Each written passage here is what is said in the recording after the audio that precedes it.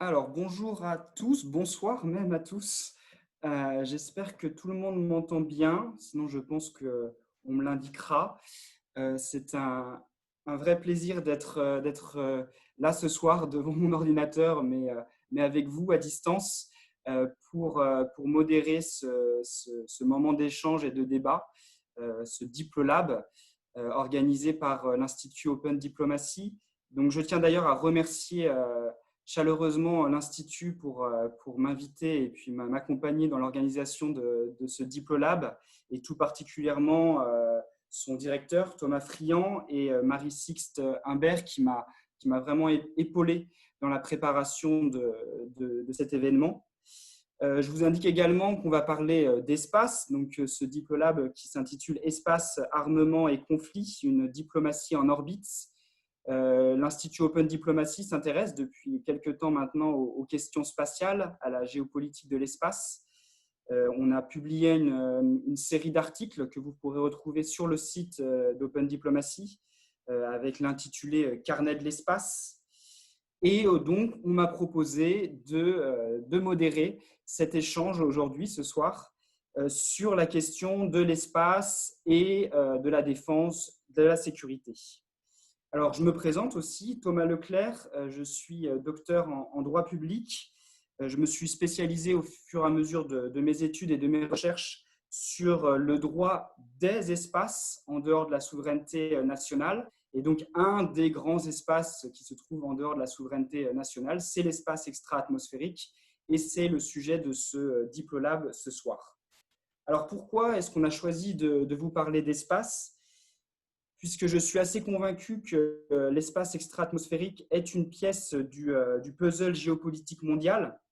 Ce n'est pas nouveau. Depuis le lancement du premier satellite artificiel, Sputnik 1, en 1957, l'espace est entré au cœur des réflexions stratégiques géopolitiques. Mais ces dernières décennies, on a pu assister à un certain nombre d'événements, de bouleversements. Donc, bien sûr, on pense à l'émergence des acteurs privés. Je pense que beaucoup d'entre vous ont entendu parler de SpaceX, typiquement. On parle de nouveaux objectifs lunaires, on parle de conquête de Mars. Mais dans un espace peut-être plus proche de la Terre, un certain nombre d'évolutions sont également observables, et dans un volet moins scientifique, mais plus militaire. Donc un usage plus militaire de cet espace orbital où évoluent les satellites artificiels de la Terre. Alors, comme illustration, assez récemment, la ministre des Armées évoquait justement l'espace comme nouveau front à défendre. Je pense que vous avez également entendu parler de la Space Force américaine ou du commandement de l'espace français. Donc, c'est vraiment pour vous montrer que ce sujet ce soir est lié à énormément d'événements très actuels et une dynamique actuelle. Alors, la question centrale de cette manifestation, ce moment d'échange et de débat, sera la suivante. Faut-il craindre et donc se préparer à une guerre dans l'espace orbital de la Terre ? Faut-il parler d'ailleurs d'une escalade sécuritaire dans cet espace ? Et si oui, comment analyser non seulement les réponses nationales, donc adoptées par les puissances spatiales, la France, mais également les États-Unis ou d'autres acteurs comme la Chine, la Russie ou l'Inde, et quels impacts ont ces évolutions dans les relations diplomatiques et militaires entre les États. Alors, pour ce faire, j'ai le plaisir de vous présenter les intervenants de cette soirée. Alors, tout d'abord, je remercie Isabelle Sourbès-Verger de participer à cette discussion. Isabelle est directrice de recherche au CNRS, au Centre Alexandre Coiré. Elle est spécialiste des questions de géopolitique spatiale. Elle s'intéresse depuis maintenant quelques années aux formes et aux dynamiques d'occupation de l'espace circumterrestre, ainsi qu'aux politiques spatiales nationales dans leurs multiples dimensions, et notamment dans leurs dimensions militaires. Elle a publié un certain nombre d'articles et d'ouvrages sur ces questions. Je pourrais vous en citer deux. Un ouvrage publié en 2002, L'espace, nouveau territoire, Atlas des satellites et des politiques spatiales, et un ouvrage plus récent publié en 2008 sur la Chine, qui s'intitule Un empire très céleste, la Chine à la conquête de l'espace. Donc Isabelle, je vous remercie d'être parmi nous ce soir. J'aimerais également vous présenter le général Jean-Marc Laurent, qui a également accepté de participer à nos échanges. Le général Jean-Marc Laurent a une riche carrière opérationnelle puisqu'il était pilote de chasse et donc il a participé à divers engagements opérationnels. Il a également une importante expérience de commandement et de réflexion stratégique. Jean-Marc Laurent a été directeur des affaires stratégiques de la Défense ou également à la direction du Centre d'études stratégiques aérospatiales. Il dirige actuellement la chaire Défense et aérospatiale à Sciences Po Bordeaux et donc il participe à la réflexion académique sur ces sujets. D'ailleurs, un récent ouvrage a été publié sur la question de Demain la guerre, point d'interrogation, qui vient d'être publié en 2020. C'est également un plaisir d'accueillir le député européen Christophe Grödler, que je remercie pour sa présence ce soir. Alors, vous êtes journaliste de carrière et donc spécialisé dans les questions liées entre autres aux stratégies industrielles, nationales et européennes, au transport, à la défense et aux relations internationales. Et vous avez été élu député européen en 2019. Vous êtes aujourd'hui vice-président de l'intergroupe Ciel et Espace au Parlement européen et rapporteur du programme spatial européen. Et donc, votre vision sur la dimension française européenne va permettre d'enrichir nos débats et nos échanges ce soir. Et j'en vous remercie très sincèrement d'être avec nous pour ce moment. Alors, peut-être quelques précisions très pratiques. Ce DiploLab va être organisé en 2 temps. Un premier temps d'échange entre les intervenants que je vais avoir le plaisir de modérer. Donc, ça va durer environ 40 minutes. Ce sera suivi par 30 à 40 minutes de questions-réponses. Je vous invite dès maintenant, dès le début des débats, à écrire vos questions sur le chat. Et ensuite, je pourrai donc aller piocher vos questions et les poser directement à nos intervenants pendant cette deuxième partie de cette soirée. N'oubliez pas de couper tous vos micros pour éviter les interférences. Et voilà, je vais ouvrir la discussion et je vous remercie tous et également les participants d'être là et de vous intéresser aux questions spatiales. Alors, peut-être, afin d'entamer cette discussion, je vous propose de plonger quelques instants dans les grandes évolutions du contexte spatial militaire. Si je fais un très bref rappel historique, il faut savoir que l'espace a toujours été utilisé à des fins militaires. On est passé d'une utilisation plutôt dite stratégique à une utilisation dite opérationnelle, dans le sens où on utilisait les capacités satellitaires pour des opérations militaires, mais plutôt terrestres, aériennes. Aujourd'hui, on serait peut-être à la veille d'une nouvelle forme d'utilisation militaire de l'espace. Et la question que j'aimerais adresser aux intervenants, cet espace va-t-il se transformer demain en champ de bataille? Alors, j'aimerais tout d'abord donner la parole à Madame Sourbès-Verger, peut-être pour revenir sur les grandes évolutions de l'environnement spatial et nous expliquer un peu les particularités de cet environnement et de ses usages. Je vous laisse la parole. Merci. Merci. Donc, oui, effectivement, c'est toujours un petit peu déroutant de se retrouver comme ça chez soi face à l'ordinateur, mais indépendamment de ça, je pense que la vraie question qui se pose, c'est pourquoi, d'une certaine manière, il n'y a pas eu plutôt une transformation de l'espace en champ potentiel de bataille. Alors, je pense qu'il est quand même important, et c'est peut-être parce que je suis géographe et que je regarde un petit peu les conditions d'occupation de l'espace, de rappeler un certain nombre de conditions. Quand on parle de l'espace comme d'un point haut, ça fait partie, je dirais, des premiers travaux qui ont été effectués sur les usages de l'espace. Et bien finalement, c'est un point haut qui tourne. Et donc, vous n'êtes pas du tout dans la situation du militaire qui, du haut de sa colline, domine son champ de bataille. Donc ça, je pense que c'est un élément qui a été parfois un peu oublié. Maintenant, on y pense davantage. Les satellites, ça tourne aussi très très vite. C'est un problème de vitesse relative, mais en même temps, pour que les satellites se rapprochent les uns des autres, par exemple, ça prend une certaine durée. Si vous imaginez le temps que met une capsule pour rejoindre la Station spatiale internationale et le temps qu'elle se mette sur l'orbite de la station, vous vous rendez bien compte que ça prend à minima plusieurs heures. Notre difficulté pour faire la guerre dans l'espace, c'est d'abord d'identifier les satellites ennemis, de savoir où ils sont. Et la question de la surveillance de l'espace, on y reviendra sans doute, c'est vraiment aujourd'hui une question essentielle parce que tant que vous ne savez pas où sont les satellites de l'adversaire potentiel, eh bien déjà vous êtes dans le brouillard le plus complet et donc vous ne pouvez pas faire grand-chose contre ce satellite. Or, il faut savoir aujourd'hui que seuls les États-Unis ont une capacité d'identification et de suivi de l'ensemble des satellites avec une très bonne performance. Bon, derrière, la Russie a encore des moyens tout à fait satisfaisants. L'Europe, dont la France, ont quelques moyens, mais beaucoup plus limités. Une guerre dans laquelle vous ne voyez pas votre adversaire potentiel, c'est quand même très compliqué. Et puis, l'autre raison, c'est que tout compte fait, les satellites militaires ont été plutôt un facteur de sécurité internationale. C'est grâce aux satellites militaires qu'on a pu vérifier le contrôle des armements nucléaires, compter les missiles, et les traités SALT-ABM de 72 et 78, qui pour la première fois limite stoppent la course aux missiles entre les États-Unis et l'Union soviétique, sont directement liés aux images spatiales.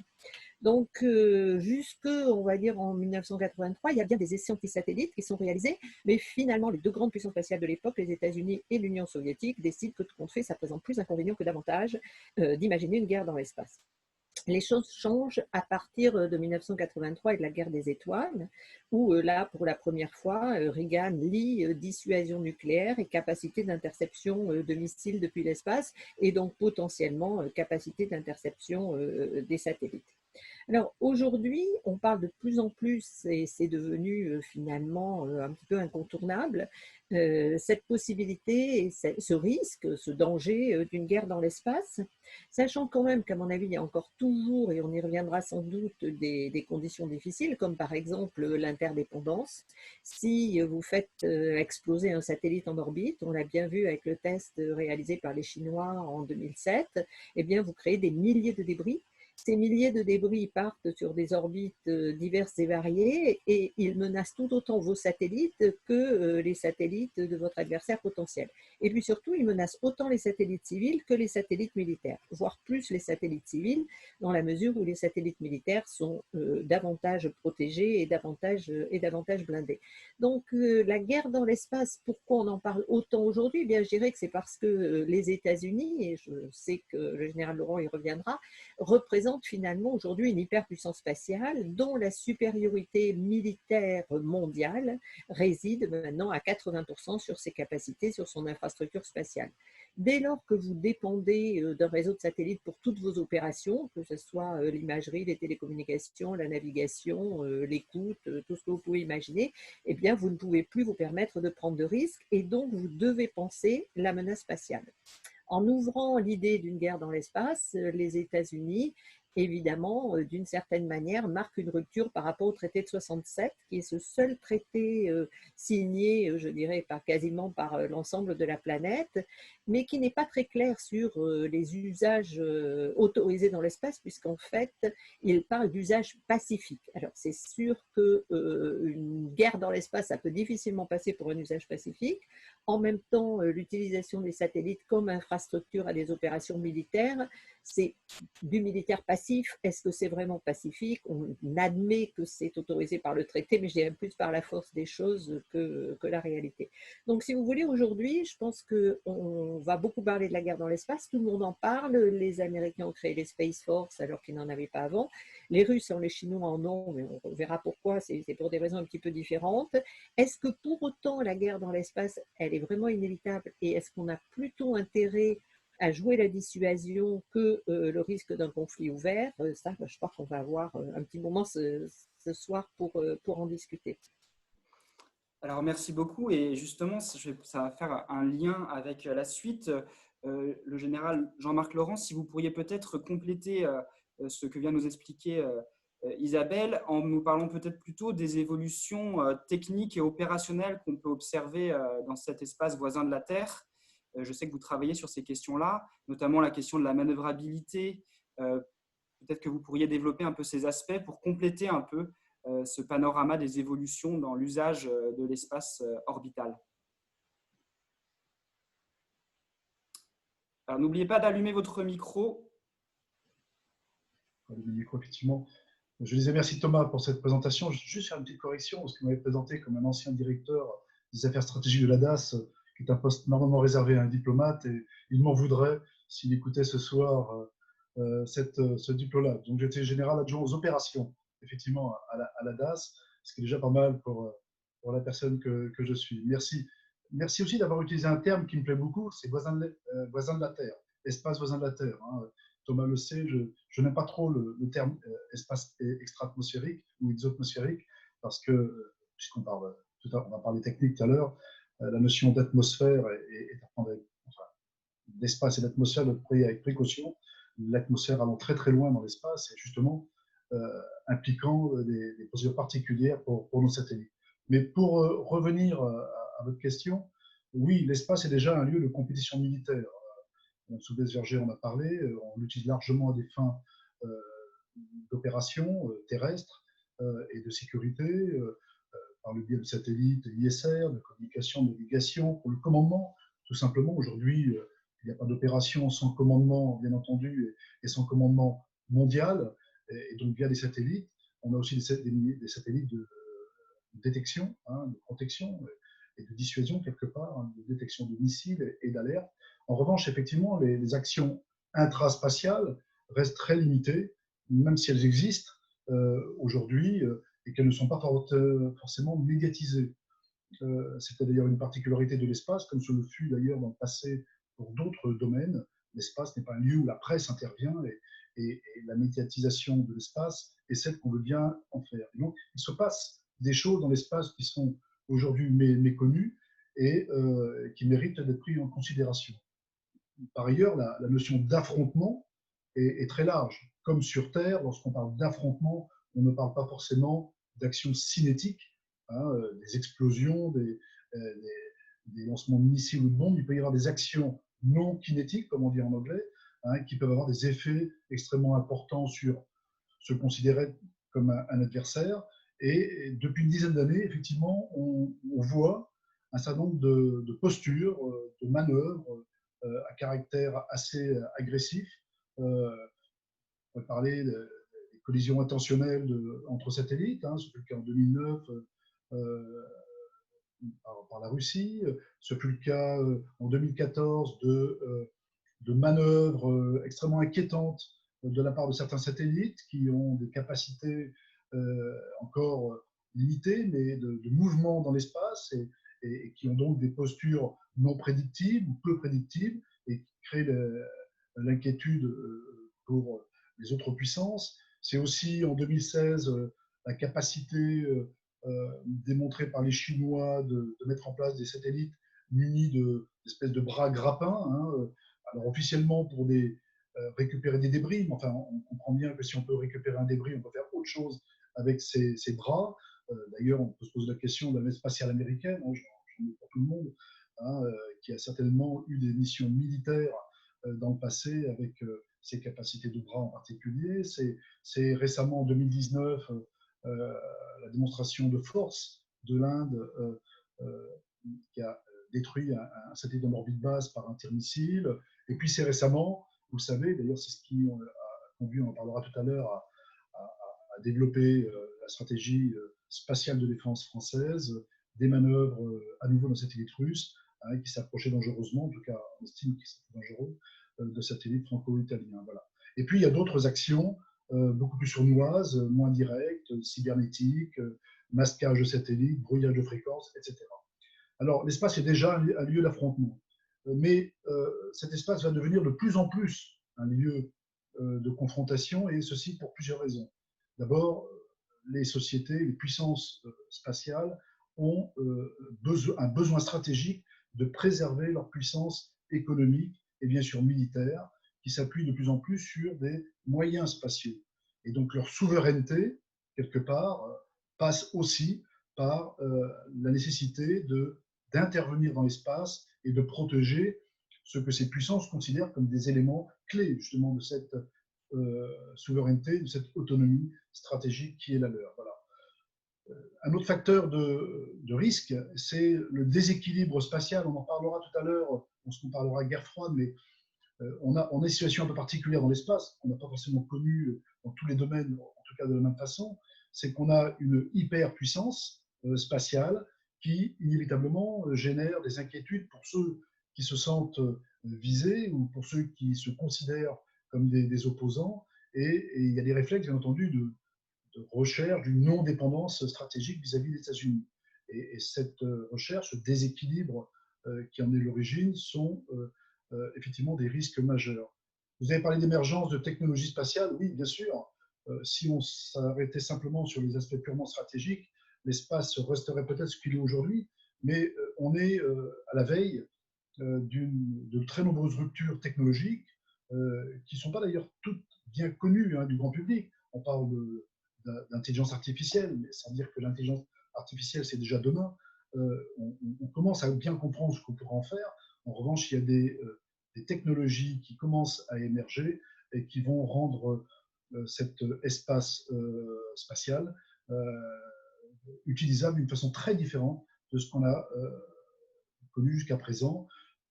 Et il y a un mot-clé pour moi au cœur de ces technologies, c'est la manœuvrabilité. Et aujourd'hui, on a des satellites qui sont sur des trajectoires plus ou moins prédictibles, je le disais tout à l'heure, qu'on arrive à surveiller, à voir. Demain, on aura des véhicules de plus en plus manœuvrables et sur des espaces qui vont s'étendre.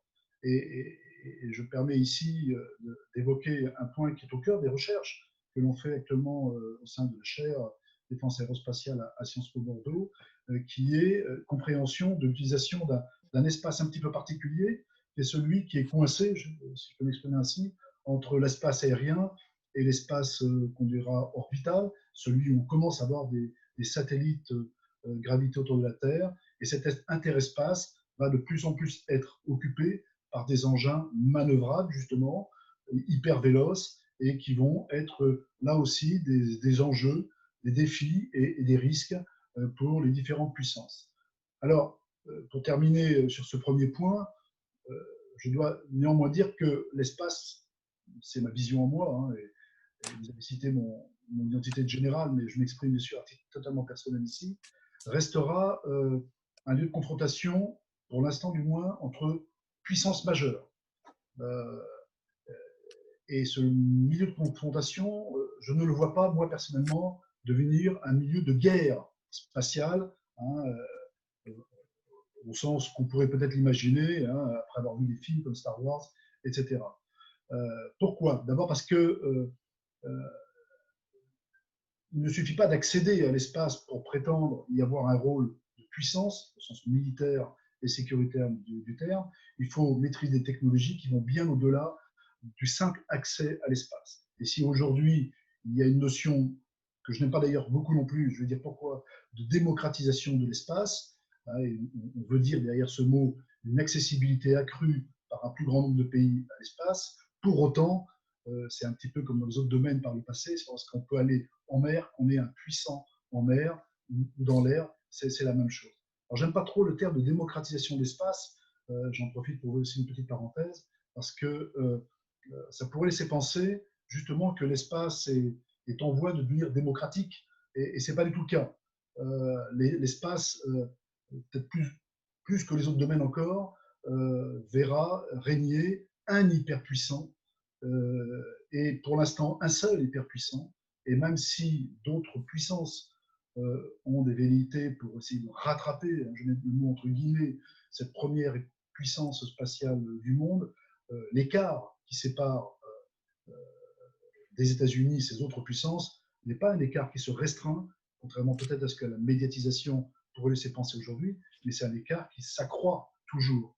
Donc on est dans un cas très particulier où on a un plus fort et un franchement plus fort qui le restera encore le temps, mais qui va susciter peut-être des inquiétudes là aussi et des efforts de puissance pour exister dans cet espace. Et là aussi, on peut y trouver un risque de confrontation, un risque d'engagement, peut-être d'une façon ou d'une autre, mais pas de façon frontale, car la mécanique spatiale, Vergès en parlait à l'instant, mais aussi la configuration tactique de la guerre, je mets tactique entre guillemets, et puis surtout les moyens capacitaires permis par les technologies actuelles et celles qu'on imagine dans les décennies à venir, ne permettent pas d'imaginer un combat spatial, au sens un peu terrestre du terme.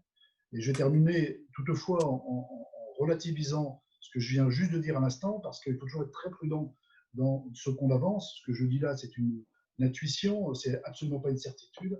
La technologie avance très très vite, et je fais souvent référence devant les étudiants que j'ai à l'Université de Bordeaux, à Sciences Po Bordeaux. Si on regarde l'aéronautique en 1920, il y a exactement un siècle, aujourd'hui, personne n'imaginait que 30 ans plus tard, alors qu'on avait à l'époque des avions en bois et en toile, on aurait les avions en métal et des radars, des réacteurs, on passerait l'évolution, etc. Donc je suis très prudent dans mes propos parce que tout peut aller très vite, tout peut s'emballer et la technologie peut très bien faire que d'ici quelques décennies, d'ici la fin du siècle par exemple, eh bien, ce que je viens de dire concernant la guerre spatiale prenne une autre forme radicale. Voilà. Merci beaucoup. Je vais maintenant donner la parole à Monsieur le député et justement, suite aux propos de Madame Sourbès-Verger et du général Laurent, peut-être nous expliquer un petit peu les évolutions de l'acteur européen, les évolutions du contexte spatial européen et j'aimerais bien mettre un petit coup de projecteur sur cette notion de surveillance de l'espace qui, je crois, est important pour l'Europe aujourd'hui. Et donc, si vous pouviez nous apporter quelques éléments de précision à ce sujet, je vous remercie. Avec plaisir, merci à vous. Alors tout d'abord, j'aime beaucoup le titre de votre Diplolab. Espace, armement et conflit, une diplomatie en orbite. Parce que s'il y avait un message politique qui aurait pu être ma conclusion, mais qui est aussi mon introduction, c'est de dire que la diplomatie spatiale doit toujours triompher. Quand les hommes ne se parlent plus sur Terre, pour moi, ils doivent continuer à se parler dans l'espace. On avait l'exemple pendant la guerre de Crimée en 2014, donc pas celle de Napoléon III, mais la dernière avec l'annexion par la Russie de la Crimée, où en fait, pendant qu'on se bagarrait sur Terre, eh bien, dans la station internationale, on avait des Russes, des Américains et des Européens qui travaillaient ensemble. Et donc, voilà, je trouve que c'est un symbole quelque part, parce que l'espace, pour moi, ce n'est pas un champ de bataille, c'est un espace de dissuasion. Et donc, il faut, malgré les différents mouvements hostiles qu'on peut rencontrer, les approches effectivement pas très amicales de satellites russes près d'un satellite franco-italien en 2018, d'autres approches sur les satellites américains. Bon, on voit bien qu'il y a des tentations fortes et des enjeux importants dans l'espace, mais si on garde cet esprit de dissuasion, je pense qu'on aura réussi quelque chose de bien. Je fais le parallèle avec le nucléaire, parce que je trouve que voilà, la dissuasion nucléaire, c'est un petit peu aussi l'espace de dissuasion. C'est-à-dire qu'avec le nucléaire, on fait peur aux autres, mais on sait aussi que si on l'utilise, on n'est pas sûr que ça ne nous revienne pas dessus en boomerang. Ben, pour la guerre dans l'espace, c'est exactement pareil. Aujourd'hui, on ne sait pas si on va être obligé de détruire d'autres satellites, si finalement, si on va empêcher, dissuader les satellites par une collision, par une destruction. Ben, on ne sait effectivement pas si on ne risque pas de tout se reprendre dans la figure et si un débris de la taille d'une vis ne va finalement pas mettre en l'air nos propres satellites nationaux ou internationaux dans le cas de l'Union européenne. Donc, il y a un double tranchant là-dessus et il faut effectivement faire extrêmement attention. Alors, tout ça, ça évolue effectivement très, très vite. Vous avez cité, mon général, voilà, l'évolution technologique qui est effectivement importante. Alors, juste avant de vous parler de la surveillance spatiale, peut-être rappeler qu'il y a maintenant un fonds de défense européen qui va monter en puissance. C'est la première fois, je peux vous en parler plus tout à l'heure si vous le souhaitez. Mais dans ce cadre-là, on est en train de financer le développement de technologies et de capacités de défense, notamment dans l'espace. Et il y a quelques semaines, on a opéré une première sélection de projets pilotes. Et ce qui est extrêmement intéressant, c'est que 40% de PME figurent dans les choix qui ont été faits par l'Union européenne sur ces premiers projets pilotes. Ce qui montre, alors effectivement, démocratisation, ce n'est pas le bon terme, mais aujourd'hui, même des petites structures sont capables de sortir des technologies de pointe qui peuvent être prises par nos armées notamment. Et ça, c'est quand même quelque chose de relativement nouveau. Et je trouve ça plutôt bien que voilà, dans ces premiers choix sur le Fonds européen de défense, on est quand même comme ça 40% de PME qui aient pu porter des projets extrêmement innovants. Alors, sur le suivi des satellites, Madame Sourbès l'a rappelé tout à l'heure, oui, il y a une superpuissance, c'est les États-Unis, mais quand même, en Europe, c'est quand même la France qui est leader dans la capacité de surveillance des satellites. Certes, pas au niveau des États-Unis, mais on a quand même quelques petites capacités qui me semblent importantes de souligner. Alors là, je parle avec la partie française qui est en moi, mais la partie européenne va vous dire qu'effectivement, dans le futur programme spatial européen, dont je suis rapporteur pour mon groupe Renew Europe, eh bien, il y a effectivement ce programme de surveillance de l'espace qui est à l'ordre du jour, de même que les possibilités de ramasser les débris spatiaux, qui sont très nombreux et hyper dangereux, non seulement pour les satellites de défense, mais également pour les satellites civils. Donc, il y a un travail que l'on va effectuer. Tous les financements ne sont pas encore calés, parce que vous savez qu'on est en train de débattre de ce futur cadre financier pluriannuel qui va définir le budget, notamment spatial, de l'Europe entre 2021 et 2027. Donc, pour l'instant, on est dans la phase des arbitrages. Donc, on a fait le yo-yo sur les milliards qui vont y être consacrés. Pour l'instant, on est remonté à 15 milliards d'euros sur le fonds spatial. On devrait finir à 16 milliards et le Parlement demandait 16 milliards 9 pour pouvoir notamment avoir ces fonds pour la surveillance de l'espace, pour le ramassage des débris, mais pas que. On a d'autres programmes, évidemment, plus civils, cette fois, sur les satellites Galileo, donc de géolocalisation de nouvelle génération. Donc, à partir de 2025, les satellites Copernicus, qui sont vraiment là du civil pur, et puis également EGNOS, qui est un programme européen très, très utile pour la surveillance, le décollage des avions, notamment. Donc, voilà ce que je pouvais vous dire sur la question de la surveillance de l'espace pour l'instant. Donc, on n'a pas entièrement arbitré cela, parce qu'il y a, voilà, en fonction de 900 millions de plus ou de moins, il y a encore des programmes qui peuvent être affectés. Et tous les programmes ne sont pas consensuels. Je citerai un dernier, c'est le programme GovSatcom, qui est le programme de communication sécurisée entre gouvernements. On va appeler ça comme ça, à partir de clés quantiques qui permettent, voilà, à tous les gouvernements de ne pas être écoutés ni par les Chinois ni par les NSA, donc normalement. Et donc voilà, il y a 500 millions d'euros dans le programme spatial. Et il y a des gouvernements qui ne sont pas très chauds pour le faire. Donc, à nous de les motiver pour le faire. Et donc, on a trouvé un bon moyen pour cela avec le commissaire Thierry Breton, c'est de revendiquer une constellation, on va revenir déjà un peu sur le New Space que vous l'évoquez un petit peu après, une constellation de satellites quantiques qui permettrait à la fois d'avoir des éléments de sécurité et à la fois de l'Internet grand public large bande qui permettrait en fait effectivement de plus avoir de zones blanches à travers le monde. Donc voilà, cette possibilité-là de constellation de satellites quantiques va permettre sans doute de lever les derniers obstacles qu'on a sur GovSatcom par exemple. Et donc la surveillance de l'espace, le SSI, comme on appelle ça, est bien à l'ordre du jour dans le futur programme si on arrive à avoir 100% du budget. Merci beaucoup. Et donc justement, pour avancer dans nos discussions, on a parlé là des grandes évolutions du contexte. Peut-être s'intéresser, mettre un coup de projecteur sur les réactions et les réponses stratégiques des grandes puissances spatiales, donc des États. Très récemment, en pleine période, enfin, au mois de juin 2020, donc ce mois-ci, a été diffusée la stratégie spatiale de défense américaine, la Defense Space Strategy, dont l'objectif était d'identifier comment le DoD va développer la puissance spatiale américaine afin de permettre à ce département, et là je cite la stratégie, de concurrencer, dissuader et vaincre dans un environnement sécuritaire complexe, caractérisé par une importante compétition entre les puissances. Cette stratégie américaine fait suite à la stratégie française, qui a, elle, été diffusée au mois de septembre 2019. Et donc là, je pense que c'est naturel de s'interroger sur les éventuelles similitudes ou différences entre ces deux stratégies nationales. Et j'aimerais vous redonner la parole, monsieur le député, peut-être justement pour nous expliquer un petit peu votre lecture de cette stratégie française et de savoir comment elle est perçue au niveau européen. Merci, je ne m'attendais pas à parler aussi vite, mais surtout qu'il y a quand même des spécialistes de défense qui pourront peut-être mieux répondre que moi. Je vais vous donner quand même le sentiment européen.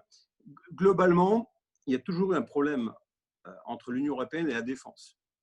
Malheureusement, la France a toujours poussé pour que les thématiques de défense y progressent, mais voilà, il y a des pays qui sont hyper réticents avec ces questions-là. Et le spatial, jusqu'à maintenant, c'était le spatial purement civil. Et c'était la seule façon d'avancer dans le consensus.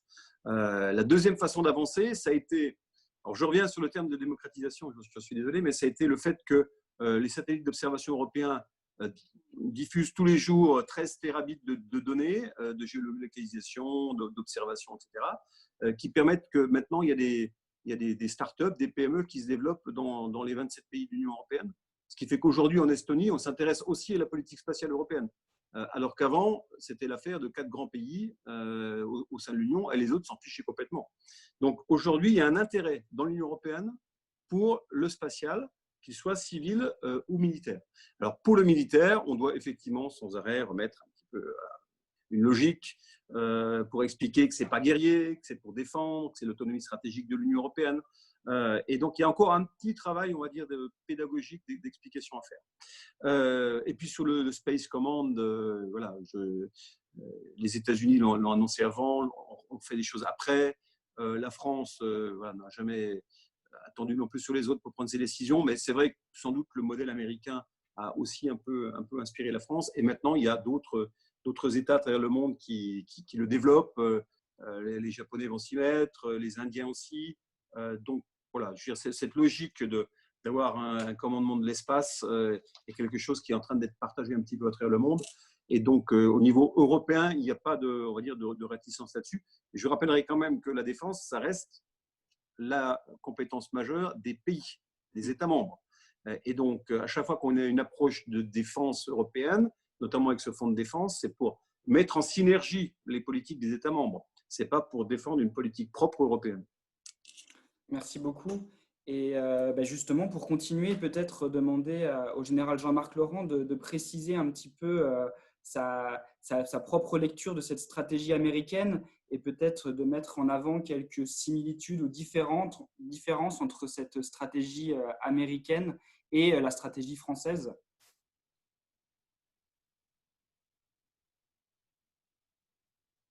N'oubliez pas d'allumer votre micro, mon général. Pardon.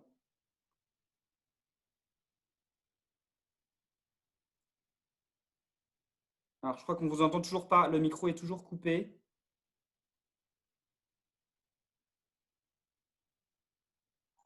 Je n'ai pas le réflexe de remettre mon micro. Oui,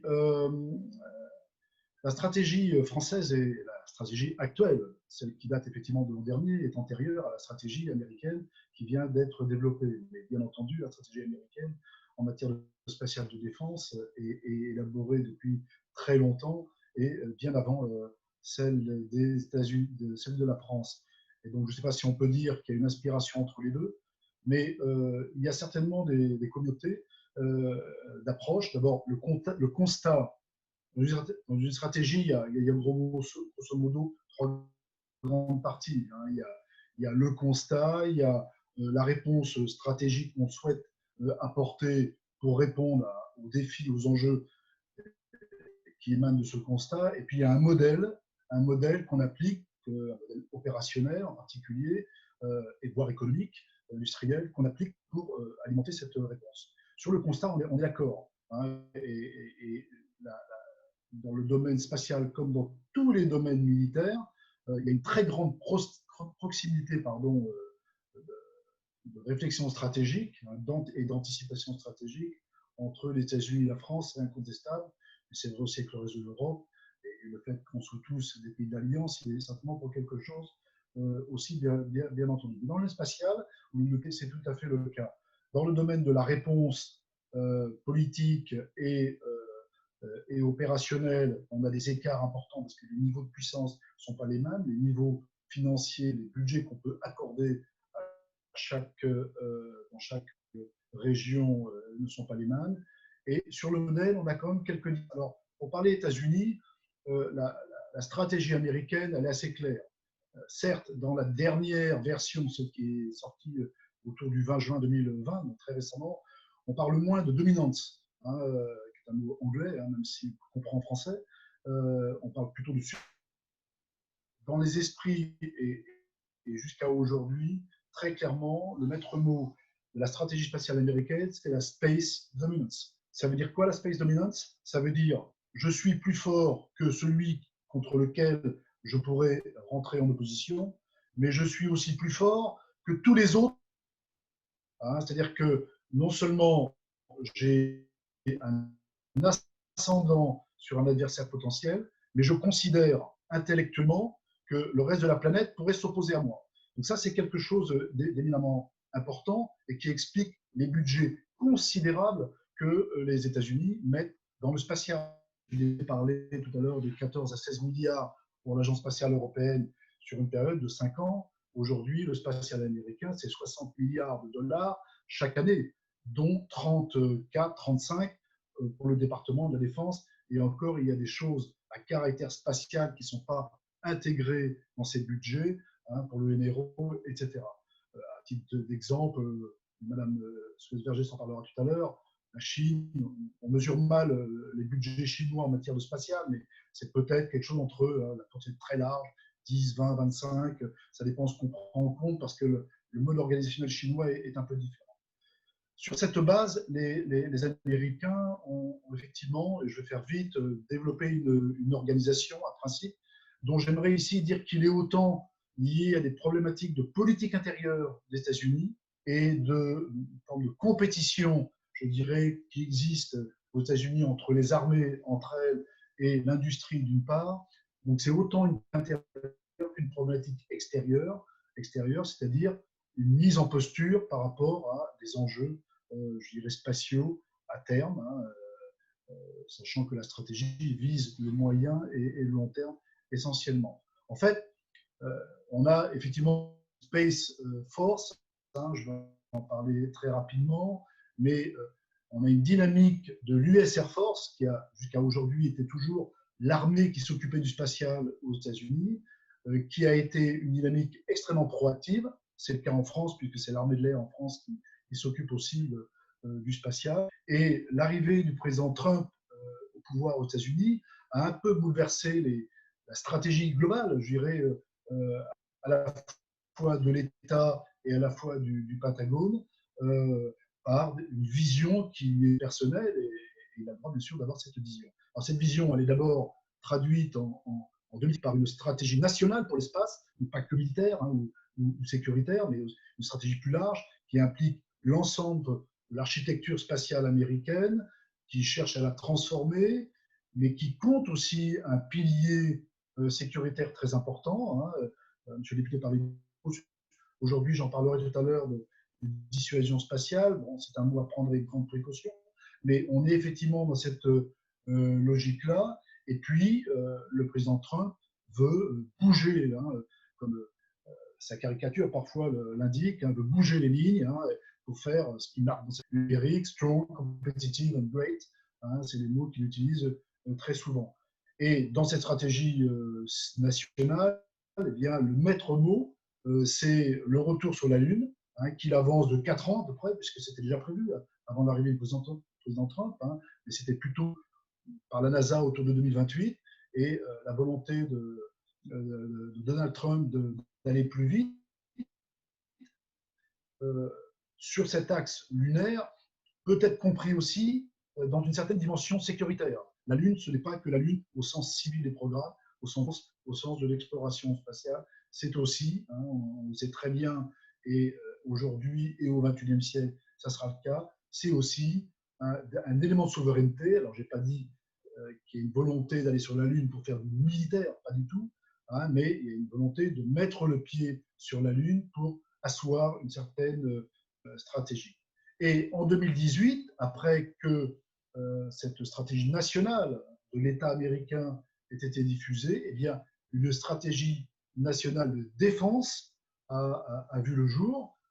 Et cette stratégie nationale de défense a consacré, et on vient à la première question tout à l'heure, l'espace comme un lieu de possible combat, en tout cas d'affrontement. Et le président Trump demande à ce qu'on mette en posture pour faire face à ce besoin stratégique. C'est de là que naît la Space Force. Mais pour être très clair, la Space Force n'a pas fait l'objet d'un consensus.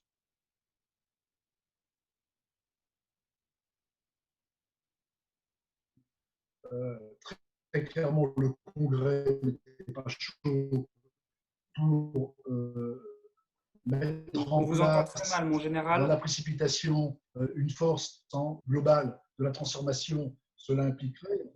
Oui, On a un petit vous problème m'avez de appelé. connexion, je pense. Ça saute un petit peu. Alors, je ne sais pas, je vais continuer. J'espère que tout le monde a entendu. Je disais que la Space Force n'avait pas fait l'objet d'un large consensus aux États-Unis. C'est une demande présidentielle, légitime. Il est chef des armées aux États-Unis. Mais cette Space Force n'avait ni l'agrément total du Congrès, qui a fini par s'y rallier, ni d'ailleurs l'agrément des militaires. Et le général Mattis, qui était ministre de la Défense, donc le département de la Défense, eh bien, n'était pas non plus très très chaud de créer cette Space Force dans l'urgence. Alors, il faut bien distinguer dans la posture américaine deux choses. Il y a d'abord une Space Force. La Space Force est un commandement organique qui a pour but de préparer, entraîner, fournir des capacités, des moyens spatiaux. Donc, c'est ce qu'on appelle dans le langage militaire l'organique. Il est dirigé par un général qui vient de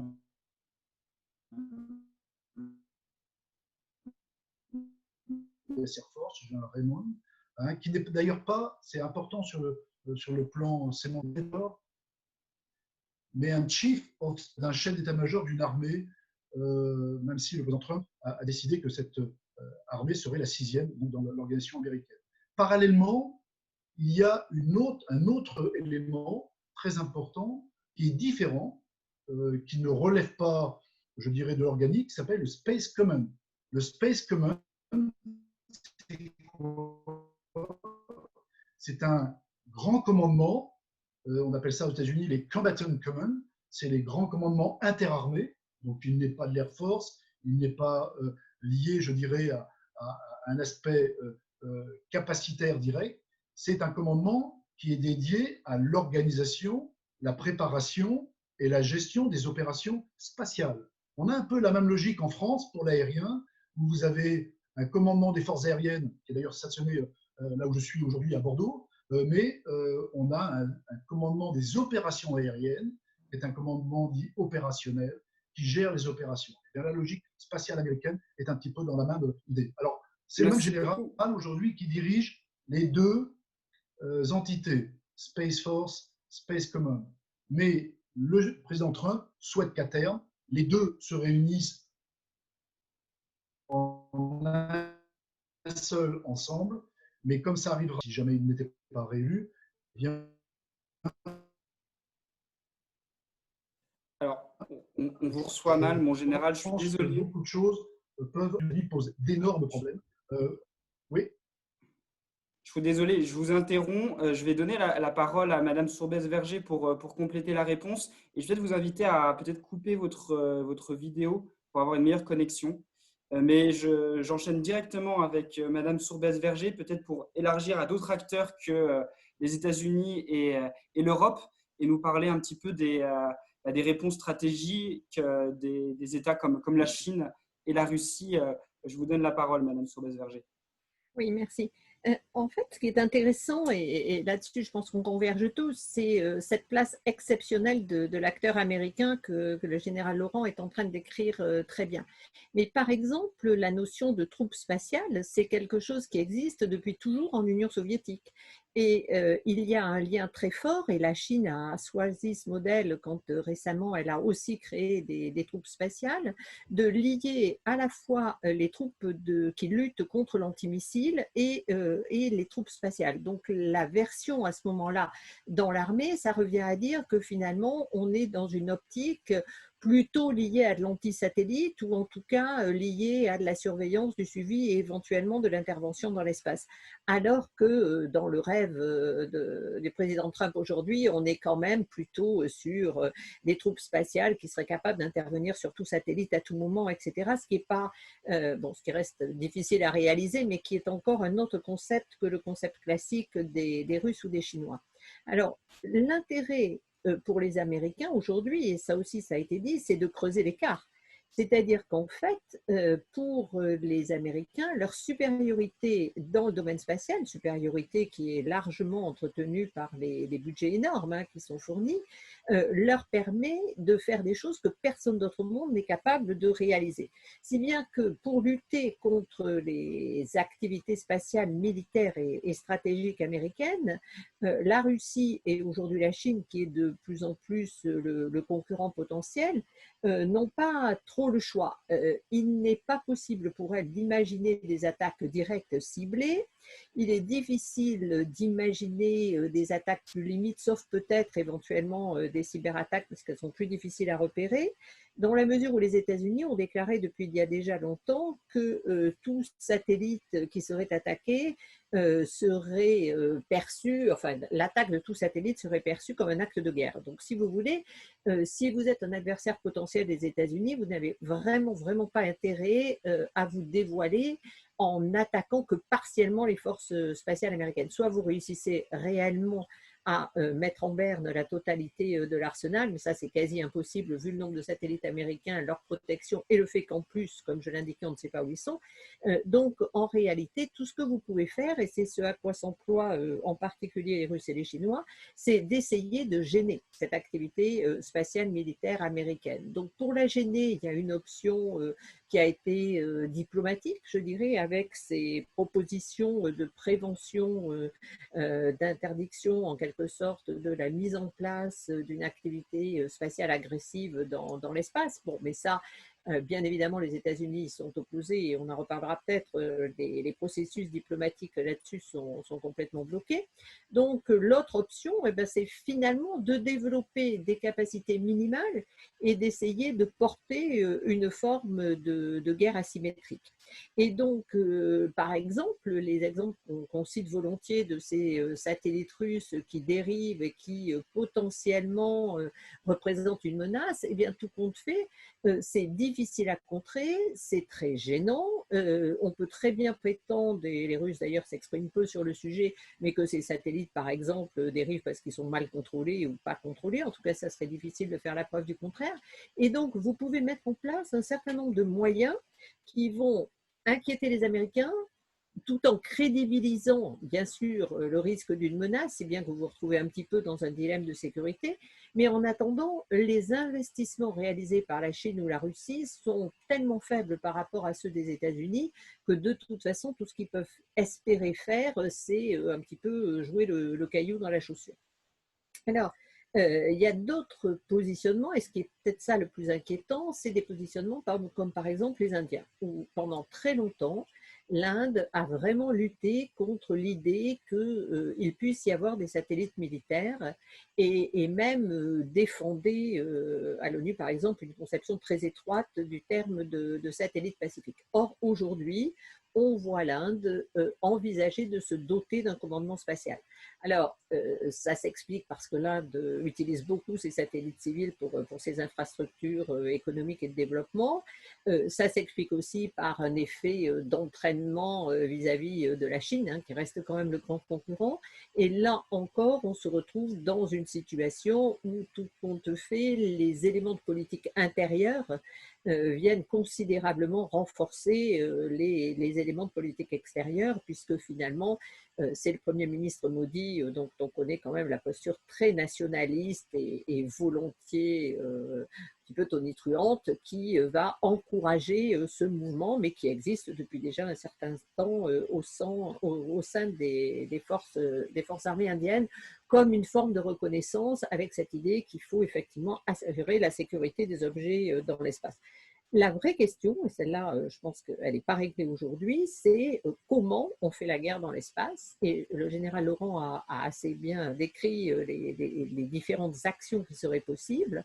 Bon, ces actions, aujourd'hui, elles sont, à part pour les États-Unis, relativement loin des capacités, y compris encore maintenant, des Russes et des Chinois. Cette situation pouvant bien sûr évoluer assez rapidement, et il est possible que les cyberattaques, par exemple, soient une menace de plus en plus développée, mais on pourrait aussi imaginer des grappes de microsatellites qui viendraient aussi encombrer des orbites, sachant que le pays qui fait ça s'encombre lui-même, donc on en revient sur le problème de l'interdépendance. Donc aujourd'hui, dans le monde du spatial militaire, vous avez un acteur à part, les États-Unis, la Russie et la Chine qui cherchent à se positionner et à trouver des niches dans lesquelles elles vont pouvoir gêner les États-Unis, et puis un mouvement malheureusement qui semble assez large d'autres puissances comme par exemple l'Inde ou le Japon qui envisagent de se doter aussi de moyens plus militaires.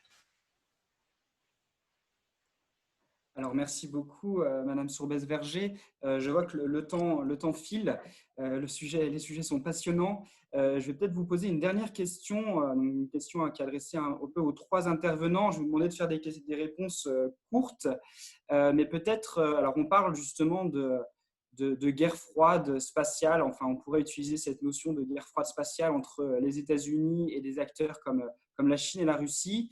Et peut-être votre avis déjà sur cette notion, et vous poser la question du rôle du multilatéralisme ou des négociations à l'international pour justement répondre à cette guerre froide qui se met en place entre certains acteurs spatiaux. Si vous avez un avis sur la question, je vous laisse la parole comme vous le souhaitez. Si vous souhaitez commencer, monsieur le député, la parole est à vous. Oui, alors le multilatéralisme, on va dire qu'il n'y a pratiquement que l'Union européenne qui le défend à travers le monde.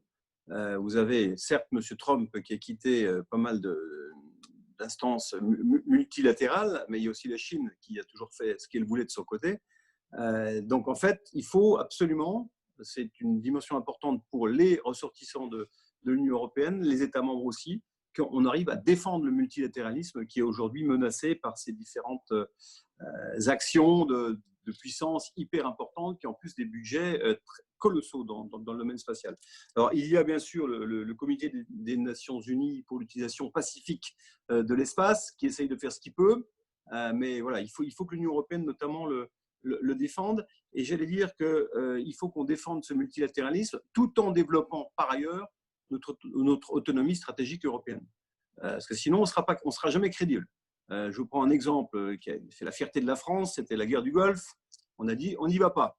C'était vraiment puissant, la grande France, etc. Bon, ben pendant ce temps, on n'y va pas. Les Américains ont dit, ah, c'est comme ça. Eh ben, on ne va pas entretenir les catapultes qu'il y a sur le porte-avions Charles de Gaulle. Et pendant toute la guerre du Golfe, on était incapable de faire décoller des avions depuis notre porte-avions tout neuf, parce que les catapultes étaient américaines et sous contrôle américain. Donc, l'autonomie stratégique européenne, c'est aussi avoir la capacité d'avoir une industrie qui produise pour l'Union européenne, pour les États membres, quelque chose de performant. Sur le programme spatial européen, dont je suis rapporteur, il y a un article, l'article 25, qui dit clairement qu'il y a une préférence européenne à avoir pour l'espace, parce que c'est effectivement important pour l'autonomie stratégique européenne.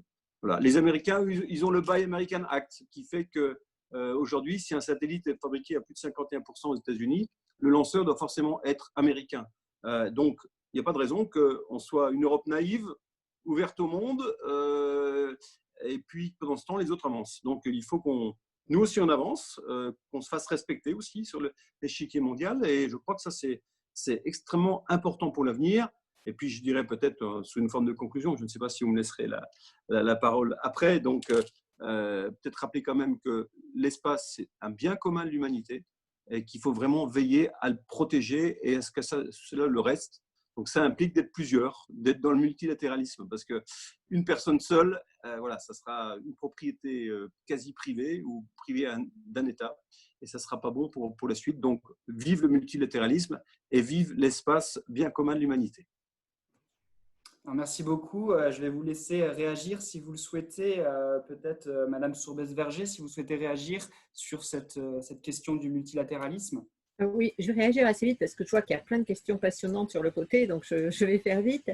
Moi, je pense que la vraie question, c'est celle de la transparence, c'est-à-dire qu'en réalité, le plus important peut-être aujourd'hui, c'est que chaque pays puisse se doter des moyens d'observer ce qui se passe dans l'espace. Parce que sans surveillance spatiale, sans capacité d'identification des satellites, sans capacité de suivi, eh bien, finalement, vous vous mettez complètement sous l'influence américaine. Imaginez aujourd'hui que les États-Unis attaquent des satellites chinois en déclarant qu'eux-mêmes ont été attaqués par la Chine. Eh bien, certes, nous avons le radar grave et nous avons quelques autres moyens, mais nous serions dans l'incapacité, en temps réel, d'identifier la réalité de cette attaque potentielle, surtout si elle n'avait pas fait de dommages ou surtout si les Américains disaient qu'elle avait pu se faire, par exemple, à une assez longue distance. Donc, je pense que la vraie grande question aujourd'hui, et pour que l'Europe soit crédible, puisque finalement, je crois, comme le député Grotler, que effectivement, la question du multilatéralisme, c'est sans doute la meilleure façon de traiter de la sécurité spatiale, eh bien, il faut que nous nous dotions d'un système de surveillance de l'espace. Alors, aujourd'hui, l'ESA développe de son côté un système SSA. Il est intéressant, le système de surveillance, il est intéressant parce que finalement, il est plus tourné vers, je dirais, la gestion de nos propres satellites, mais déjà, ça pose la question des débris. Ça pose la question de l'identification des risques potentiels et des moyens d'y résoudre. Et donc, on espère, d'un point de vue spatial, qu'il y aura bien effectivement un budget européen qui permettra de le renforcer. Et cette idée quand même de contrôler l'activité militaire dans l'espace, je dirais qu'à part les États-Unis, elle présente pour beaucoup d'autres pays quand même un intérêt réel. Alors, merci beaucoup. Mon général, si vous souhaitez également intervenir Oui, sur cette question du multilatéralisme, je vous laisse la parole. oui, merci Thomas. Je vais essayer d'être rapide et surtout, j'espère que vous allez pouvoir m'entendre. Lorsqu'on parle guerre froide, je reprends votre question initiale. Lorsqu'on parle guerre froide, on pense inévitablement à ce qui s'est passé au XXe siècle entre deux blocs bien identifiés. Au XXIe siècle, dans le cadre spatial, on n'est pas tout à fait dans la même situation parce qu'on a deux blocs séparés physiquement d'abord de puissances plus ou moins équivalentes qui détiennent des armes de terreur, et ils en détiennent toujours, mais sur le plan spatial, ce n'est pas totalement le cas. On a une situation, on a une puissance qui est hyper puissante, et on a des acteurs importants, bien entendu, qui essaient de garder le maximum de liberté de manœuvre, voire une forme de souveraineté par la protection de leurs moyens spatiaux, et qui ne sont en aucun cas en mesure d'établir un modèle de dissuasion tel que l'on connaît sur Terre avec les armes nucléaires. Donc on est dans une situation qui est très différente. En fait, mon sentiment personnel, c'est que on est certainement euh, dans la possibilité d'avoir une nouvelle guerre froide sur Terre, mais ce sera une guerre froide, je dirais, au sens global du terme, terrestre et spatial, où l'espace pourrait avoir effectivement un rôle particulier et constituer non pas un facteur de guerre froide, mais un facteur de risque pouvant transformer la guerre froide en conflit majeur. Et en fait, la problématique aujourd'hui, elle est là. Elle est, et je ne vous cache pas que les armées en général, pas que en France, en tout cas les grandes puissances, nous sommes tous dans la réflexion d'un conflit majeur potentiel qui pourrait se déclarer au XXIe siècle et dont, bien sûr, on a l'espoir qu'il ne se déclarera jamais et dont malheureusement, on pense que de plus en plus, et l'espace fait partie des risques et son exploitation font partie des risques potentiels pour ce conflit majeur. Alors, là-dedans, le multilatéralisme, il faut absolument, bien sûr, faire tout pour éviter un conflit qu'on n'a pas le droit, je dirais, de risquer. Hein. On a vu ce que veulent dire les conflits majeurs au XXe siècle, et même si au XXIe siècle, on serait dans un cas très différent, il ne s'agit pas d'une guerre au sens de la destruction totale comme on l'a connu au XXe siècle, on pourrait avoir un conflit extrêmement meurtrier et, comment dire, destructeur, hein, au sens de la société sur la Terre. Donc c'est ça qu'il faut essayer de combattre. Alors aujourd'hui, si on revient sur le spatial, eh bien oui, force est de constater que le droit spatial est assez lacunaire et que non seulement il y a beaucoup de trous dans la raquette, je dirais, de ce droit appliqué à l'espace et appliqué à ce qu'on pourrait appeler des conflits armés ou pas dans l'espace, mais en plus les nations, contrairement peut-être à l'idée qu'on peut s'en faire, ne sont absolument pas prêtes à faire évoluer ce droit.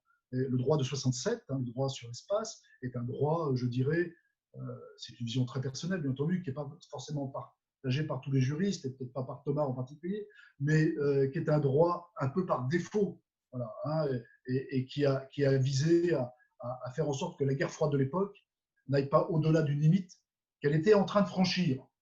L'interdiction des armes de destruction massive dans l'espace, c'est peut-être parce qu'il y avait peut-être déjà des armes de destruction massive dans l'espace.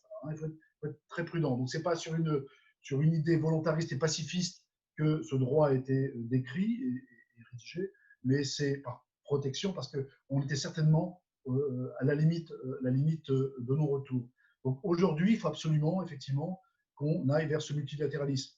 Vous êtes comme moi, vous avez tous constaté que la première puissance spatiale du monde est aussi la première puissance militaire du monde, est en train actuellement de rejeter tous ces axes de multilatéralisme, y compris des axes de multilatéralisme limité, je pense aux alliances militaires, etc. Donc il faut être extrêmement prudent. Alors certes, les gens viennent et repartent, le monde change, on s'inscrit là dans une durée qui est celle du siècle, et non pas celle d'une mandature politique. Et donc effectivement, il faut se mettre autour de la table pour faire en sorte que les États ne prennent pas les risques qui nous conduiraient vers un conflit potentiel majeur et faire en sorte en particulier que l'espace, mais pas que l'espace, c'est aussi dans les autres domaines, je pense au cyber entre autres, eh bien, ne soient pas des facteurs de fragilisation, de déséquilibre qui nous conduisent à ce conflit majeur. Merci beaucoup. Alors, il nous reste une petite vingtaine de minutes pour adresser quelques questions, un grand nombre de questions reçues sur la conversation, le chat. Peut-être une première question pour vous, monsieur le député, puisque ça touche à l'Europe. Erwan qui demande si, au vu de la volonté européenne de développement en matière de sécurité spatiale et donc les perspectives d'évolution actuelles, comment vous interprétez le rôle entre l'Union européenne et l'OTAN? Plutôt une coopération accrue, une divergence concurrentielle ou simplement un voisinage passif qui est mis entre guillemets par Erwan? Je vous laisse la parole. Alors, en plus, ce n'est pas une question simple, parce qu'en fait, beaucoup d'États membres de l'Union européenne s'inquiètent du désengagement de l'OTAN, notamment les pays de l'Est, les plus proches de l'Union soviétique. Et donc, tout ce qui est en autonomie par rapport à l'OTAN peut être plutôt mal vu par ces différents États membres. Donc, il faut au contraire montrer qu'on a envie également de travailler avec l'OTAN. Mais bon, sur cette question spécifique, moi, je pense que l'avenir, c'est petit à petit de s'émanciper et de trouver les moyens d'avoir notre propre autonomie stratégique.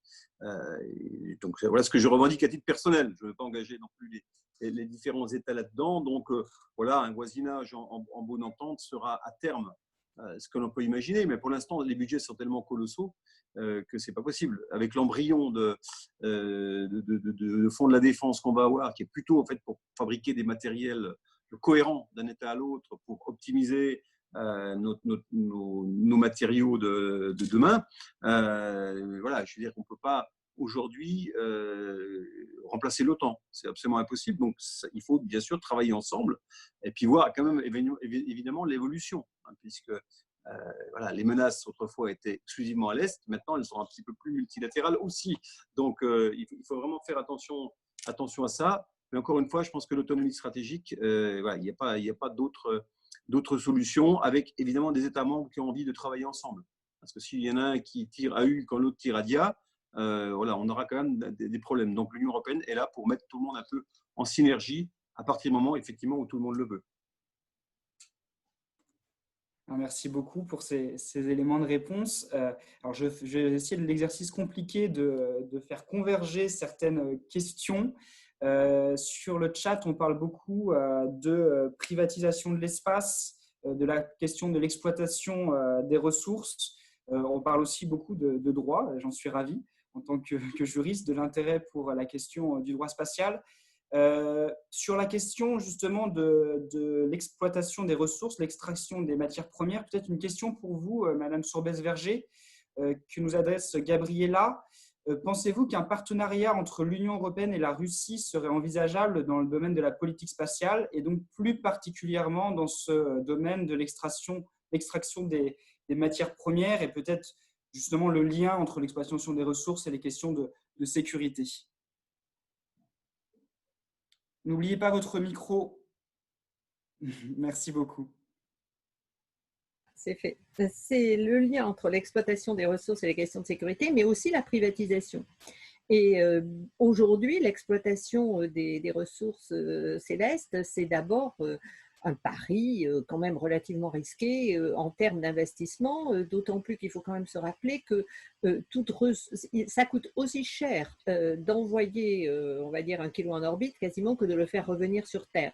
Donc l'exploitation des ressources célestes, elle n'a de sens que si vous voulez développer quelque chose dans l'espace. Il ne faut pas le faire pour revenir sur Terre. Si on part du principe que c'est coûteux et que c'est risqué, les États-Unis, là encore, sont en position favorable, puisque on sait bien qu'ils ont une possibilité de capital risque, des choix des faillites, etc., qui favorisent beaucoup ce genre d'initiative, sans parler de la diversité des compétences technologiques qu'ils ont acquises au travers des nombreux milliards accumulés depuis le début de l'ère spatiale. Donc malheureusement, je ne pense pas que la coopération avec la Russie soit pour l'Europe une option idéale. Maintenant, la vraie question qu'on peut quand même se poser, c'est quel est l'intérêt finalement de cette exploitation des ressources et est-ce que là encore, on n'a pas peut-être un petit peu un faux semblant comme on a pu l'avoir à une époque où on parlait beaucoup de microgravité dans les stations spatiales internationales qui devaient complètement révolutionner les activités sur Terre. Donc, en même temps, l'idée d'envisager avec d'autres partenaires que les États-Unis des réponses adéquates, c'est tentant. On va retomber sur la difficulté qu'évoquait monsieur le député Kotler, c'est-à-dire que vous aurez un certain nombre de pays européens qui vont être très soucieux de ne surtout pas provoquer les Américains en ayant l'air de choisir d'autres partenaires. Voilà, pour répondre très brièvement à une question très compliquée. Merci beaucoup. Et en effet, le lien entre l'exploitation des ressources et la privatisation de l'espace est évident. Et justement, Ali vous demande si face à cette tentative de privatisation de l'espace menée par le président Trump et les États-Unis, quelle serait la stratégie diplomatique et politique qu'il faudrait adopter pour réguler l'espace. Donc, je pense que le lien est aussi avec le droit spatial. Je ne sais pas si, mon général, vous voulez intervenir sur cette question peut-être. N'oubliez pas le micro. Décidément, je ne sais pas. Voilà. Mais je vais répondre à la question parce qu'il y a d'abord un point qui est évoqué dans la question, c'est la privatisation. C'est pas quelque chose c'est quelque chose qui me gêne un petit peu. Pourquoi? Parce que en fait, si la privatisation c'est le fait qu'on confie toute ou partie du spatial à des entreprises privées, je pense à dire que depuis la naissance du spatial, on est quasiment dans cette configuration-là. Le privé a toujours eu un rôle important dans l'aventure spatiale, dans le développement des capacités spatiales, et aujourd'hui, même avant de parler de New Space, de privatisation de l'espace, les entreprises privées, même si elles ont des intérêts étatiques, sont, du moins dans cette partie du monde, Europe et États-Unis, des entreprises, je dirais, privées. Ça n'empêche pas que l'État ait un rôle majeur en matière de pilotage de leur action et en matière de droit, puisque jusqu'à aujourd'hui, et je pense que ça durera, on n'en veut pas dans l'espace, je dirais, des engins privés sans l'autorisation expresse d'un État. Et aux États-Unis, où cette action de privatisation semble forte, eh bien, l'État américain et le Pentagone en particulier, je peux assurer qu'ils surveillent ça de très très près. Donc cette notion de privatisation, moi je la modère un petit peu. En Europe, Ariane Group est une boîte privée. Ariane Espace est une boîte privée. Qu'est-ce qu'on appelle vraiment privatiser? En fait, ce qui est peut-être nouveau aujourd'hui, c'est que c'est l'origine des investissements financiers, hein, et qui sont effectivement, qui peuvent venir d'ailleurs que depuis un État ou une structure institutionnelle, et qui peuvent venir d'un privé, hein. Mais là aussi, il faut être très prudent parce qu'on le voit aux États-Unis, si Elon Musk a mis beaucoup de son argent et de son énergie dans le développement de SpaceX, comme d'ailleurs dans d'autres affaires plus terrestres, dans le domaine spatial, le partage avec l'État est largement en faveur de l'État, hein, et c'est bien Washington qui alimente principalement, je dirais, le fonds de ressources globales qui permet à SpaceX de fonctionner et qui lui assure sa pérennité dans le temps. Donc, est-ce qu'on est vraiment dans un cas de pure privatisation? Bon, on peut en discuter, bien entendu, mais ce n'est pas totalement évident. Voilà ce que je peux dire sur cet aspect privatisation. Sur le droit, eh bien, le droit spatial, c'est un droit qui aujourd'hui est un droit plus des États qu'un droit purement international. Et c'est vrai, même s'il y a des traités internationaux, bien entendu, mais c'est vrai dans le domaine du spatial souverain, on va dire, mais c'est vrai aussi dans le domaine du spatial commercial, hein, puisqu'on parlait de ce point-là. Voilà. Si vous m'autorisez un petit complément pour dire que moi, je ne parle pas non plus de privatisation de l'espace. Enfin, c'est une grande supercherie. SpaceX, c'est 6 milliards de dollars de subventions de l'État américain, des carnets de commandes remplis. Voilà, c'est comme ça qu'on fait croire que. Mais la meilleure réponse à ça, c'est très clairement que l'Europe rattrape ses investissements publics pour aider justement les entreprises privées européennes à se développer, à continuer à innover, nous sortir des produits de meilleure qualité mondiale, comme on a su le faire jusqu'à maintenant.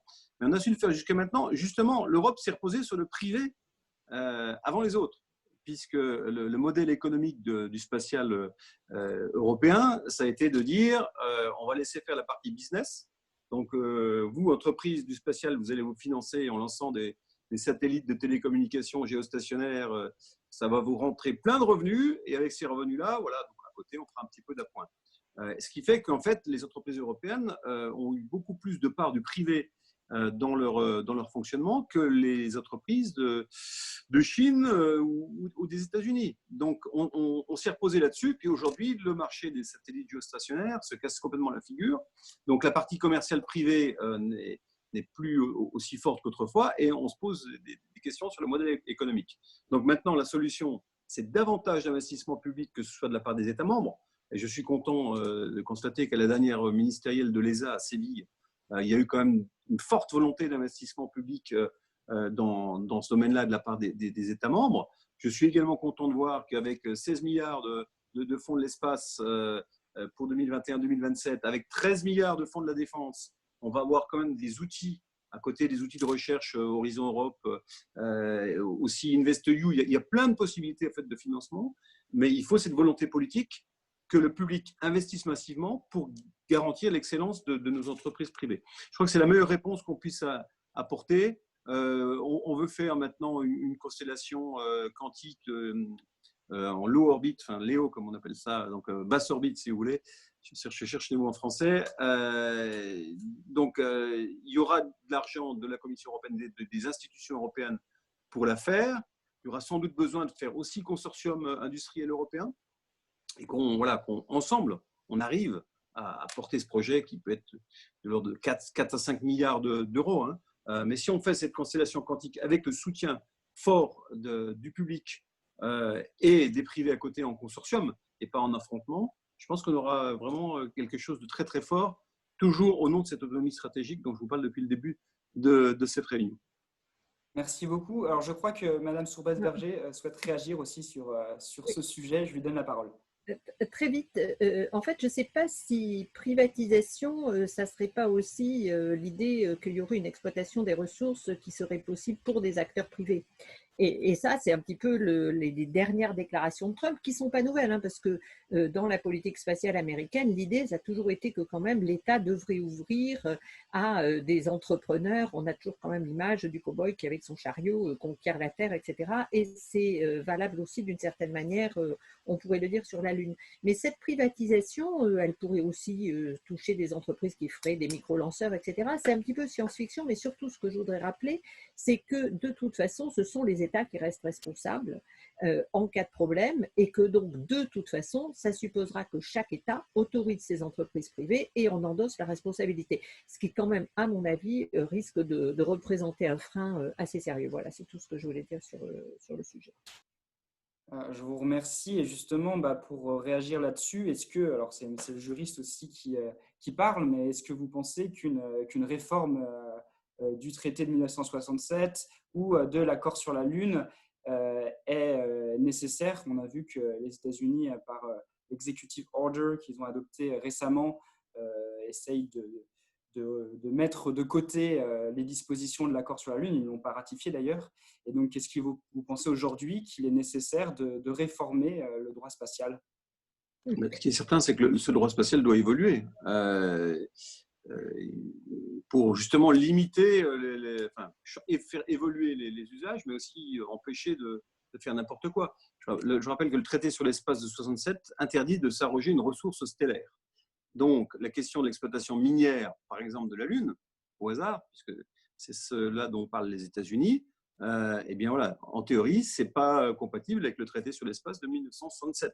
Donc, il y a peut-être sans doute moyen d'évoluer, de faire évoluer le traité de l'espace. Alors, il y a effectivement le problème des ressources minières, mais aussi les questions de tourisme. Voilà, si demain, la Lune devient un grand parc d'attractions, donc on utilise un objet stellaire comme élément de ressources, voilà, il y a peut-être aussi une réglementation à mettre en place pour le tourisme et pour l'exploitation minière. En même temps, c'est toujours un petit peu dangereux de vouloir toucher à quelque chose qui marche. Bon, le grand avantage du traité de 67 est qu'il a suffisamment de flou pour permettre finalement de faire un cadre dans lequel tout le monde se retrouve. Alors, c'est pas parfait, mais si vous commencez à ouvrir la boîte de Pandore, j'ai peur que ça devienne très compliqué. De toute façon, les difficultés, elles sont multiples, mais quand vous parlez de ressources, on a quand même toujours trouvé des solutions. Par exemple, les orbites géostationnaires, les positions sur l'orbite géostationnaire, donc à 36 000 km d'altitude, stables par rapport à la Terre, eh bien, elles sont très demandées aussi. Et tout compte fait, on a régulé avec l'Union internationale des télécommunications. On se pose aujourd'hui la question du trafic spatial. Eh bien, on essaie de trouver des règles qui contrôlent le trafic. Tout ça sans finalement peut-être toucher au traité de 67 qui est largement insuffisant mais qui a quand même le mérite d'exister. Et pour finir, vous avez quand même des juristes, les juristes sont toujours très créatifs, qui sont capables de dire que finalement exploiter un astéroïde, c'est exploiter la ressource, mais ce n'est pas s'approprier l'astéroïde. Donc ça serait plus difficile sur la Lune, mais pour les astéroïdes, ça pourrait. En général, vous voulez peut-être réagir? Je vais dire un petit mot. Alors, je ne suis pas juriste, donc je vais être très prudent dans ce que je vais dire, mais le traité de 67 est un traité qui est flou, mais qui n'est pas flou par imperfection ou par méconnaissance de l'époque. Il est flou parce qu'on a voulu qu'il soit flou, très clairement. Et on n'a pas vraiment envie aujourd'hui qu'il soit plus précis qu'il ne l'est. Ça, c'est un point important. Deuxième point, et ça répond à une question que j'ai vue sur le chat sur effectivement, le patrimoine commun de l'humanité. Ce que fait un traité, un désaccord peut l'enlever. On le voit aujourd'hui sur l'Antarctique. Aujourd'hui, tout le monde s'accorde de dire que l'Antarctique est un patrimoine commun de l'humanité. Enfin, je ne sais pas si d'ici 2-3 décennies, en 2048, je crois, le monde verra les choses de la même façon. Et on peut très bien avoir un Antarctique qui change de nature. Et à partir du moment où le plus fort le décidera, il sera difficile pour les autres, même s'ils critiquent le comportement du plus fort, de s'y opposer. Dans l'espace, ça va être un peu la même chose. Je veux dire, l'espace, le premier qui sera arrivé, il prendra. Et on aura beau dire que c'est un patrimoine commun de l'humanité, eh bien, brutalement, les choses changeront. Tout peut changer très rapidement et le droit est capable de protéger, le droit est capable aussi de changer les choses. On l'a vu avec le droit de la mer, qui a changé radicalement, je dirais, la façon dont on regardait justement la mer, les plateaux continentaux, etc. Et aujourd'hui, on est dans une autre logique. Voilà. Donc, il faut être extrêmement prudent et il faut avoir une confiance limitée dans les hommes lorsqu'ils sont avides de ressources. Bon, merci beaucoup. Merci à tout le monde. Je vais être dans l'obligation de clôturer les échanges et les débats, mais on voit bien qu'on est parti d'un sujet de la défense, de la sécurité, et tout de suite, on a envie de parler de sujets connexes, mais tout est connecté un peu dans l'espace. Donc, on a élargi les débats et ça montre l'intérêt aussi de l'ensemble des participants pour toutes ces questions. C'est passionnant. Je pense qu'on pourrait encore rester plusieurs heures à parler de tout ça. Je remercie très sincèrement les intervenants d'avoir accepté de prendre leur temps et de venir nous parler un peu de leur réflexion sur ces sujets. Je remercie encore l'Institut Open Diplomacy. J'aimerais juste demander à ceux qui sont encore présents, les participants, d'allumer leur caméra s'ils le souhaitent, juste quelques instants pour une photo de groupe qui va être pris bientôt, je crois. Oui, on me fait signe que oui, je vois un signe de tête. Donc, si les participants veulent, que je remercie aussi de leur présence, allumer leur caméra un petit instant. On va attendre que tout le monde soit présent. Ça m'a l'air... Non, ça vient toujours.